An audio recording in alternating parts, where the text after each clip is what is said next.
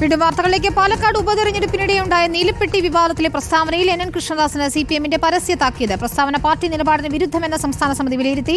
പാർട്ടിയിൽ ഭിന്നതയുണ്ടെന്ന് തോന്നിപ്പിക്കുന്നതായിരുന്നു പരാമർശമെന്ന് സംസ്ഥാന secretary MV Govindan പറഞ്ഞു. അരുൺ സോളമനുടെ വിശദാംശങ്ങളുമായി. അരുൺ, അന്ന് തെരഞ്ഞെടുപ്പ് സമയത്ത് പാർട്ടിയെ പ്രതിരോധത്തിലാക്കിയതാണ് NN കൃഷ്ണദാസിന്റെ പ്രസ്താവന. ഇപ്പോൾ പരസ്യമായ താക്കീതാണ് വരുന്നത് അദ്ദേഹത്തിന്.